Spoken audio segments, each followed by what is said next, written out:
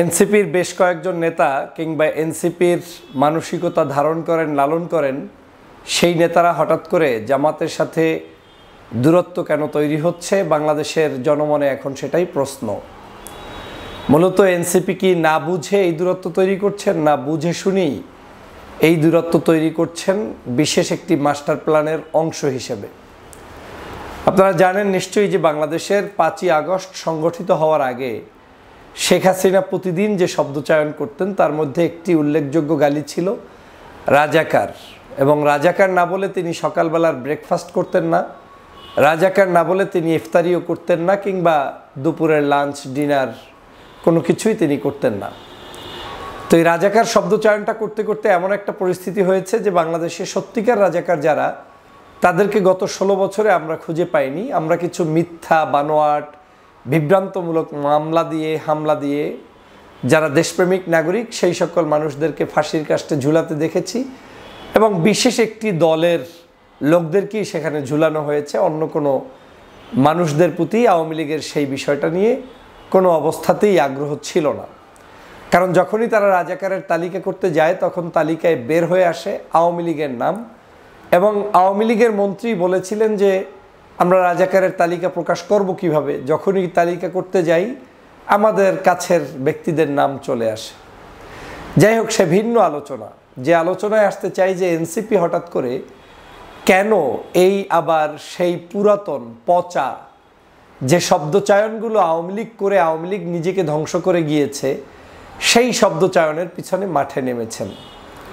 আপনারা মূলত জানেন যে বিভিন্ন গোয়েন্দা সংস্থার কাজ, বিশেষ করে বিদেশি গোয়েন্দা সংস্থা, ভারতের গোয়েন্দা সংস্থা, এদের কাজ হচ্ছে মাল্টিটাস্ক। এরা একদিকে বসে থাকবে না। একদিকে ইমাম তৈরি করবে, মুয়াজ্জিন তৈরি করবে, ওয়াইজিন তৈরি করবে। ওই ইমাম মুয়াজ্জিনকে দিয়ে ইমাম নিজেও জানবে না যে সে কি বলছে, মুয়াজ্জিন নিজেও জানবে না যে কোন টাইমে ভুলে আজান দিয়ে বসছে, ওয়াইজিন নিজেও জানবে না যে কি ওয়াজটা আসলে করে বসেছে। কিন্তু তার পিছনে এমন কিছু ইনফ্লুয়েন্স কাজ করে তৈরি করা হবে যে সময় মতো একটা ত্রুটি তার মুখ থেকে বের করা হবে। ওই ত্রুটিটা দিয়েই মূলত একটা সমাজের, রাষ্ট্রের একটা সৌন্দর্যতা নষ্ট করে দেওয়া হবে। ঠিক তেমনিভাবে এনসিপি যে সব কিছু পরিকল্পিতভাবে করছে, জেনে শুনে করছে, তাদের নেতারা বুঝে শুনে করছে, তাও যেমন সত্য নয়, আবার কিছু লোকের এজেন্ডাই এইটা সেটার হিসেবেও তিনি করছেন, তাও সত্য। মানে এই দুটোই বাস্তব, যে কেউ জেনে করছেন, কেউ না জেনে করছেন। তো হঠাৎ করে জামাত নিয়ে যত না সমস্যা, তার চেয়ে বড় সমস্যা জামাতকে পারলে আবার যুদ্ধাপরাধী বানিয়ে দাও, মুক্তিযুদ্ধের বিরোধিতার শক্তিকারী একটি সংগঠন বানিয়ে দাও, এবং যেটা আওয়ামী লীগের হাসিনার ন্যারেটিভ তৈরি হওয়া সেটাকে জায়েজ করার জন্য মাঠে ময়দানে নামিয়ে দাও। তার মানে হাসিনা যে কাজগুলো করে গিয়েছেন, অপকর্মগুলো করে গিয়ে জনগণের কাছ থেকে ধিক্কৃত হয়েছেন, আবার এমন কিছু লোক তৈরি করো যারা এই বয়ানগুলো নতুন করে দিতে গিয়ে তখন ওই হাসিনার সেই অপকর্মগুলো আর অপকর্ম থাকবে না। তখন আপনার হৃদয়ে আরাম লাগা শুরু করবে যে ভালোই তো যাদের বিরুদ্ধে মিছিল করছি রাজাকার বলে, সে রাজাকারদের ফাঁসি হয়েছে, আমার সমস্যা কি? এই ফিলিংসটা এখন নতুন তৈরি করার জন্য ওই গোয়েন্দা সংস্থা ইতিমধ্যেই নেমে পড়েছেন, যার কিঞ্চিত এনসিপির কিছু নেতাদের বক্তব্যে আপনারা হয়তো পেয়েছেন। কিন্তু এনসিপি সবাই খারাপ নয়, কিংবা সবাইকে এই মাঠে নামানো হয় নাই। এনসিপির ভিতরে বহু দেশপ্রেমিক নাগরিক যারা দেশকে ভালো করতে চায়, দেশের জন্য লড়াই করতে চায়, এখনও করে যাচ্ছে। আমি তাদেরকে স্যালুট জানাই, কোনো সন্দেহ নেই। কিন্তু কিছু কিছু ব্যক্তিকে ইতিমধ্যেই এই কাজটি নিয়ে নামানো হয়েছে। আপনারা 5ই আগস্টের পরে একটু সূক্ষ্মভাবে খেয়াল করে দেখবেন যে বিএনপির কোনো নেতার পক্ষ থেকে কি এই ধরনের যুদ্ধাপরাধী ট্যাগ লাগিয়ে বক্তব্য দেয়া, শেখ হাসিনা যে ভাষায় গালি দিতেন সেটা বলা দরকার খুব বেশি জরুরি ছিল? নিশ্চয়ই না। তাহলে কারা দিচ্ছে, কেন দিচ্ছে, কোন বর্ডারের কাছে অবস্থানকারী বিএনপি নেতা এই বক্তব্য দিচ্ছে, ভারত থেকে কত দূরের লোকটা অবস্থান করছে সেখান থেকে দিচ্ছে, সেটার বিশ্লেষণ করলেই পারবেন। এই যে চাঁপাইনবাবগঞ্জের এমপি, সাবেক এমপি ছিলেন 2018 সালেও যখন বিএনপির অন্য কেউ এমপি হতে পারলেন না, তখন সেখান থেকে কিন্তু যারা এমপি হয়েছেন, সেই হারুন, তিনি কিন্তু শপথ নিয়েছিলেন এবং সংসদে ছিলেন। সেই হারুন সাহেবরাই 5ই আগস্টের পরে বলছেন ওই আওয়ামী লীগের ভাষায় যে আওয়ামী লীগ একটি কাজ ভালো করেছে, সেটা হচ্ছে এই দেশে যুদ্ধাপরাধীদের বিচার শেখ হাসিনা যেটা চালু করেছে ওই বিচার আমাদেরকেও চলমান রাখতে হবে। জামাতকে এবং এই দলের বা আরও যারা আছে তাদেরকে কটূক্তি করতে গিয়ে এই কথা বলছে। তার মানে শেখ হাসিনার তৈরিকৃত জিনিসটা জারি রাখার জন্য ভারত কিন্তু বসে নেই, তারা কিন্তু কাজ করছে। আপনি শেখ হাসিনা চলে গিয়েছে তাই বলে যে এই ন্যারেটিভ বন্ধ হয়ে যাবে এমনটা না, নতুন ন্যারেটিভ আবার এই শেখ হাসিনার আদলেই অন্য মাধ্যমে তৈরি করানো হবে।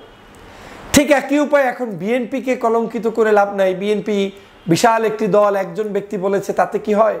তাহলে এনসিপিকেও এই পথে নামাও, এনসিপিকেও এই তথ্যটা ধরিয়ে দাও, এনসিপিকেও তাদের কোনো না কোনো নেতার মাধ্যমে এই সাবজেক্টটা ধরিয়ে দাও, যাতে এই সাবজেক্টটা নিয়ে তখন কি হবে, সামষ্টিকভাবে সমস্ত রাষ্ট্রই তো বলছে এদের বিরোধিতাকারী, বিএনপি বলছে, আওয়ামী লীগ বলছে, এনসিপি বলছে, বাকিটাকে। তাহলে এই আসলেই এই দলটি খারাপ, এই নেতারা খারাপ।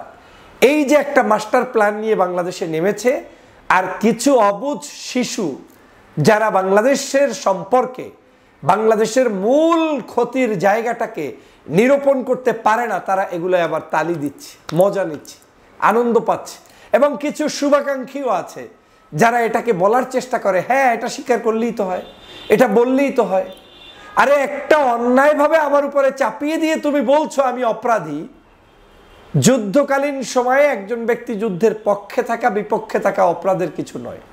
পক্ষের ব্যক্তিও রাষ্ট্রের কল্যাণেই পক্ষে থাকে, বিপক্ষের ব্যক্তিকেও তিনি একটি মানে দেশের স্বার্থেই তিনি বিপক্ষে থাকে। আজকে যেমন চিটাগাংয়ের অনেকে স্বাধীনতা চায়, তারা স্বাধীনতা চায়, আমার কাছে কিন্তু তিনি স্বাধীনতার চাওয়া মানে দেশদ্রোহী। এটা যখন স্বাধীন হয়ে যাবে, যারা তখন স্বাধীনতার পক্ষে থাকবে তারা কিন্তু আপনার ওই বিপক্ষের শক্তিকে দেশদ্রোহী বলে গালি দিবে। কিন্তু দুই পক্ষই কিন্তু স্বাধীনতা রক্ষা এবং নতুন স্বাধীনতা পাওয়ার জন্যই আন্দোলন করেছে। আমি এই লম্বা আলোচনায় যেতে চাই না, আমি সংক্ষেপে যেটা বলতে চাই, মানবতা বিরোধী কোনো অপরাধ তৎকালীন সময়ে যাদেরকে এখন বলা হয় একজনেও করে নাই। সেই লোকগুলোকে স্বীকার করতে হবে যে তারা মানবতা বিরোধী অপরাধ করেছে, তারা ওই সময় এটা ভুল করেছে, এই করেছে, সেই করেছে। আমার জানা মতে অধ্যাপক গোলাম আজম সাহেব সহ সিংহভাগ নেতারা বহুবার স্বীকার করে বক্তব্য দিয়েছেন, ব্যাখ্যা দিয়েছেন কেন তারা তৎকালীন সময়ে পাকিস্তানের বিভক্তিটাকে মানে ভিন্ন আঙ্গিকে দেখার চেষ্টা করেছে এবং তারা কেন ভয় পেয়েছে, তা আজ 53 বছর পরে পূর্ণ হতে চলেছে। ভারত যে গত 16 বছর পর্যন্ত জুলুম নিপীড়ন চালিয়েছে বাংলাদেশের উপরে, পাকিস্তানও এতটা নিপীড়ন চালাতে কোনোদিন পারে নাই। কারণ তৎকালীন সময়ের আমার আয় ব্যয় বাণিজ্য সবকিছুই ছিল সীমিত।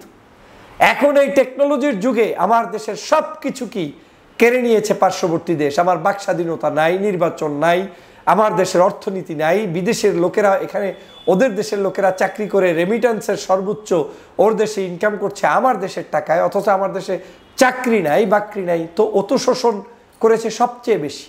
তো ভারত যখন দেখলো যে পাকিস্তান স্বাধীন হয়ে, বাংলাদেশ স্বাধীন হয়ে আসলো পাকিস্তান থেকে, তারপরেও এই দেশের জনগণ পাকিস্তান বিরোধী না, কিন্তু হঠাৎ করে ভারত বিরোধী, এখন এই ভারত বিরোধিতাটাকে নতুন করে আবার পাকিস্তান বিরোধিতা বানিয়ে দাও এবং সেই বানিয়ে দেওয়ার জন্য এই যুবক তরুণদেরকে নামিয়ে দাও, এনসিপিকে নামিয়ে দাও, অন্য যারা আছে তাদেরকে উৎসাহ জুগিয়ে দাও, ওই যে ফজলুর রহমান আছে ওদেরকে নামিয়ে দাও। নামিয়ে দিয়ে আপনার এই বাংলাদেশের একদিকে ঐক্য বিনষ্ট করবে, অন্যদিকে আপনার দেশে ঠিক শেখ হাসিনা যেটা চেয়েছে গত 16 বছর সেই একই জিনিস আবার জিয়ে রাখবে, জিয়ে রেখে তাদেরকে কোণঠাসা করার একটি নতুন পায়তারা শুরু করবে। আমি ভালো করে জানি যে আহাম্মকি তো এই দেশের অন্তত পক্ষে আওয়ামী লীগ ব্যতীত আর কোনো রাজনৈতিক দল করার কথা না। 14 দল যারা আওয়ামী লীগের দোসর ছিল, ওরা ছাড়া তো নতুন করে এত বড় আহাম্মকি কেউ সাজার কথা না। যে একটা স্লোগানের উপর ভিত্তি করে 5ই আগস্ট হলো আমার, যে বাংলাদেশটা আমরা আজকে নতুন করে স্বাধীন পেলাম, সেটাই শেখ হাসিনার পরশ্রী কাতরতা, যুদ্ধাপরাধী ইস্যুটাকে নিয়ে মিথ্যা বানোয়াট ছড়ানো, রাজনীতিবিদদেরকে জুলুম করা, অত্যাচার করা, গুম করা, ফাঁসি দেওয়া, এই সব কিছুর সামষ্টিক জায়গা থেকেই আমরা বিজয় পেয়েছি। সেইটাকে কোনো আহাম্মক ছাড়া সেই একই জিনিস আবার টেনে এনে মাঠে ময়দানে বক্তব্য দিয়ে নিজেদের মধ্যে দূরত্ব সৃষ্টি করে না। তাহলে এরা কেন করছে? এই ফান্দে আমরা এখন সবাই পড়ে গিয়েছি। বাংলাদেশের আজকে নতুন করে এই রাজনীতিও যাতে টিকতে না পারে, সেজন্য আপনারাই আপনাদের পায়ে কুড়াল মারার জন্য আপনাদেরকে শত্রু বানিয়ে দেওয়া হয়েছে। জামাতেরও শত্রু বানিয়ে দেওয়া হয়েছে, বিএনপিরও শত্রু বানিয়ে দেওয়া হবে কয়েকদিন পরে সমগ্র দেশবাসীরও। তো তরুণরা যে নতুন করে জাগবেন, নতুন উদ্যমে পথ চলবেন, আপনার পথ চলাটাকেও রুদ্ধ করে দিচ্ছে। একদিকে আপনাকে ব্যবহার করা হচ্ছে, আপনাকে বুঝানো হচ্ছে তোমরাই নেক্সট জেনারেশন, তোমরাই বাংলাদেশ, তোমরাই সবকিছু পাবা, আসলে একটি মূলা ঝুলিয়ে রাখছে। অন্যদিকে আপনি এদের বিরুদ্ধে নামে এদের সাথেও সম্পর্ক নষ্ট করে নতুন যে একটা সম্ভাবনার রাষ্ট্র সেটাও নষ্ট করে ফেললেন। তার মানে বিএনপি, জামাত সহ অন্য যারা আছে সবার মধ্যে একটা কাদা ছড়াছড়ি অবস্থা। আওয়ামী লীগ এখন নকটাকায়, বিদেশ বসে ওরা এখন নকটাকায়, এবং ওরাই আমাদের কয়েকদিন পরে এই আলোচনাগুলো সমালোচনাগুলোকে ওদের পেজে ওরাই প্রমোট করবে ওদের সাথে। তাহলে প্রিয় বন্ধুরা আমার, আমাদের উচিত কি ছিল? জাতীয় ঐক্য। উচিত কি ছিল? আমাদের হাসিনা যা বলতো তার বিরুদ্ধে নতুন ন্যারেটিভ তৈরি করা। সেই ন্যারেটিভটা কি? তুই সাইদিকে মারলি কেন? তুই কাদের মোল্লাকে মারলি কেন? তুই গোলাম আজমকে মারলি কেন? তুই এরকম করে নিজামী সাহেবকে মারলি কেন? তুই এভাবে করে বাংলাদেশের কি বলে দেশপ্রেমিক আল্লামা সাইদিকে হত্যা করলি কেন? এভাবে করে যদি আপনি ন্যারেটিভ তৈরি করে ওদের দাঁত ভাঙা জবাবের জন্য প্রস্তুতি গ্রহণ করতে পারতেন, তাহলে আপনি দেশপ্রেমিক হইতেন। আর সে কারণে আমি সবসময় বলি, আমি আবার ওই স্রোতের সাথে তাল মিলিয়ে আপনি আমাকে তালি দিবেন, বাহাবা দিবেন, এমপি দিবেন, মন্ত্রিত্ব দিবেন, পদ দিবেন, এই চিন্তা করে কথা বলি না। গত 16 বছরও যে ভাষায় কথা বলেছি একই ভাষায় এখনও ব্যবহার করছি। এজন্য আমার আদর্শের চিন্তার পরিবর্তন হয় নাই।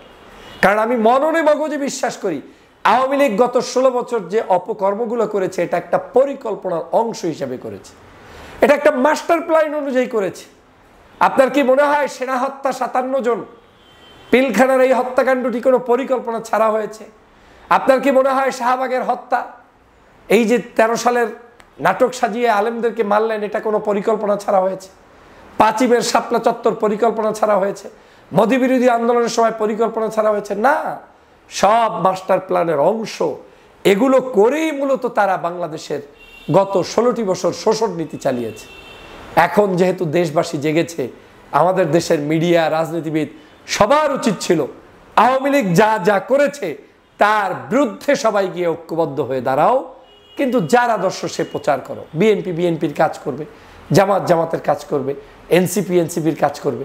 কিন্তু আজ এনসিপি মনে হয় যেন জামাতের শত্রু, জামাত মনে হয় এনসিপির শত্রু, আবার মনে হয় যেন বিএনপি অমুকের শত্রু, সবাই সবার শত্রু। আর এখন সবাই আওয়ামী লীগের পারপাস সাফ করার জন্য লড়াই শুরু করে দিয়েছি।